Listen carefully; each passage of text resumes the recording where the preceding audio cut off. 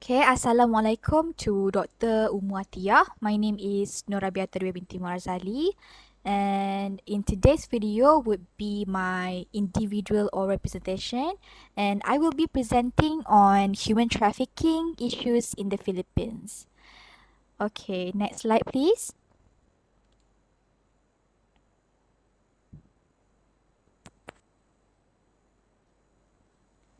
Okay, so first of all, I would like to start with a brief introduction regarding the topic I'm about to be presenting. So, according to UN Office on Drugs and Crime, human trafficking is the recruitment, transportation, transfer, harboring, or receipt of people through force, fraud, or deception. And this is with the aim of exploiting them for profit. So, which means that men, women and children of all ages and from all backgrounds can become victims of this crime, which occurs in every region of the world. So the traffickers often use violence or fraudulent employment agencies and fake promises of education and job opportunities to trick and coerce their victims. Well, unfortunately, the prevalence of human trafficking in the Philippines is quite high, and experts estimate that the number of people in slavery in the Philippines totals over 780,000. So many believe that this large number stems from the Philippines' low GDP per capita, which is the country's ranks about 180th out of 191 nations in this measure, and its high poverty rate of 21.6%. Okay, so next slide, please. Okay, now we're moving on to the issues of human trafficking which occurred in the Philippines. So the Philippines, as we know, is a source country for human trafficking, and to a lesser degree, a transit and destination country. So men, women, and children in the Philippines are trafficked for work in a wide range of industries, which includes domestic work, sex work, online sexual exploitation, fishing, agriculture, construction, and hospitality related jobs, among others. This is according to US Department of State in 2016. Okay, so adults and children are also trafficked internally within the Philippines from rural areas to major metropolitan centers such as Metro Manila and Cebu, and key tourist destinations such as Boracay and Surigao. So people are also trafficked from the Philippines throughout the Middle East, Asia, and North America, with destinations including Malaysia, Japan, Hong Kong, Saudi Arabia, Kuwait, the United Arab Emirates, and the United States. This is also according to the US Department of State in 2016. So young women and boys are especially targeted and offered fake jobs and given empty promises to get them to sign documents that put them in debt and under the control of their recruiters. So worse, when trafficked to work in the Philippines or abroad, they are forced to work in brothels as domestics, in factories, and are living mostly in subhuman conditions and are also underpaid. So many are brought to the brothels and sex parlors, sexually abused and trapped in sex work for which only few escape. So basically, traffickers in the Philippines. Okay, next slide, please. Okay, basically, traffickers in the Philippines come in many forms, which includes, but not limited to recruiters. There are also transporters, forgers, corrupt government employees, or also known as officials, and organized crime groups such as also known as the Yakuza, Chinese triads, and bar and other business owners. So according to Raymond 2003, many times the recruiter is a personal or a family friend, a neighbor, a relative, or even a sibling. So there are reports of traffickers using older women as recruiters who are well respected and trusted, or gay men who are less threatening to the families and the potential victims. So the recruiters are oftentimes associated with organized crime groups. And this is, of course, the Yakuza are one of the main organized crime groups involved in human trafficking in the Philippines. Next slide, please.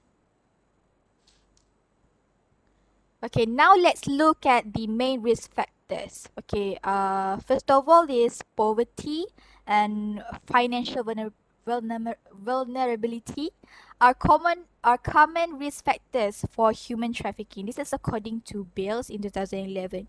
So when survivors exit human trafficking, the same factors that initially made them vulnerable to human trafficking are often still present. So most relevant to the present study, this include lack of employment, debt, and the lack of safety net in times of financial crisis. So many trafficking survivors face substantial financial difficulties when re-entering the community after being trafficked, which includes a lack of access to safe employment, lack of savings, responsibilities to repay, familial debts, and financial anxiety, of course. So for instance, in one study with Filipino and Thai trafficking survivors by Lisberg 2009, where participants noted that financial difficulties were their primary concern upon re-entry. So some participants expressed that their financial challenge were more burdensome than their other trauma that had experienced in their trafficking history, and their greatest concern was returning home, having failed economically. So according to Galang 2015, in the Filipino context, this is also one of the risk factors that I found, which is the family is commonly seen as the basic unit of society. So which means that during difficult circumstances, family members are often expected to provide for one another financially. So which means that neglecting this responsibility can lead to familial discord and loss of respect within the family. So, trafficking survivors in the Philippines are embedded within family systems that significantly shape their material and emotional well being and the stability of the reintegration process. So, further attention should be given to reintegration support interventions for survivors that alleviate financial pressures faced with survivors, familiar networks, as well as interventions that help survivors cope with financial pressures experienced during the community reentry process. Okay, next slide. Okay, let's see. So, what are the impacts of human trafficking in general? So, first of all, is mental trauma. So, what is this? According to the U.S. Department of State, explains that because traffickers dehumanize and objectify their victims, so victims' innate sense of power, visibility, and dignity often becomes obscured. So, victims of human trafficking can experience devastating psychological effects during and after their trafficking experience, which many survivors may end up experiencing post-traumatic stress disorder, difficulty in the relationship, depression, memory loss, anxiety, fear, guilt, shame, and other severe forms of mental trauma. And the second impact is physical trauma. So many victims also experience physical injuries. So those who have been sexually exploited are often abused by the traffickers and customers, which means that they may be raped, beaten, and subjected to abuse over a long period of time. So there is also a higher risk of contracting sexual transmitted diseases, infections, diabetes, cancer, and other illnesses. So, a lack of proper medical care allows this condition to spread and worsen, often affecting an individual's health permanently.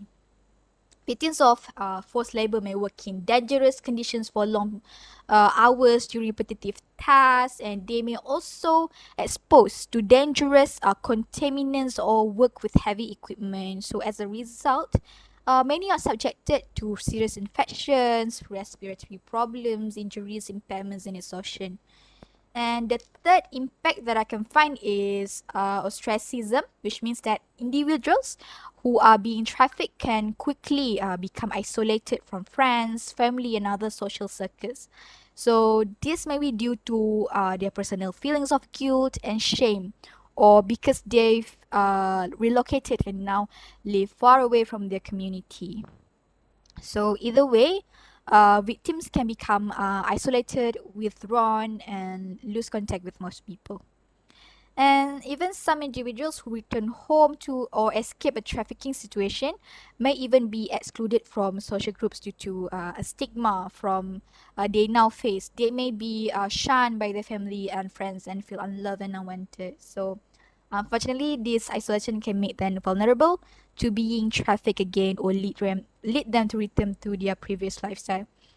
So the fourth impact is lack of independent living skills. So many victims who escape a trafficking situation lack advanced education and resources needed to live independently, which means that they may not understand laws in the country where they now reside or may not speak the language.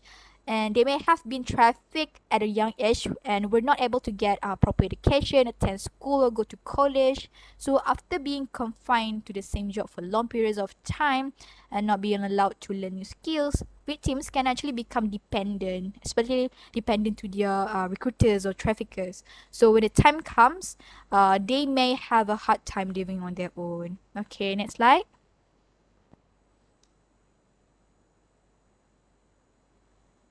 Okay, now we're moving on to the actions taken by the Philippines government. So there are actually two sides to the effort performed in combating human trafficking in the Philippines. So first, many years and much effort was and continues to be dedicated by many government employees, which is elected officials, NGOs, and other international agencies to gain political will, author, propose, pass, and implement laws against human trafficking and before other nations in Southeast Asia and fulfills international guideline requirements for anti-trafficking laws.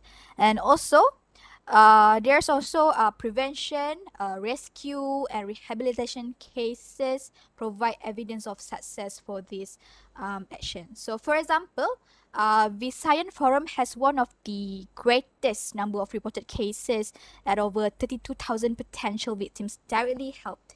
And this is what I've been referred to in Changemakers in 2018. So this includes over 23,600 individuals counseled, and over 8,500 helped through halfway houses and shelters, and over 100 helped file legal cases, which is also stated in Changemakers in 2008.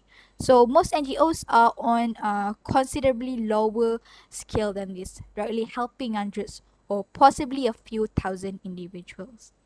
Okay, next slide.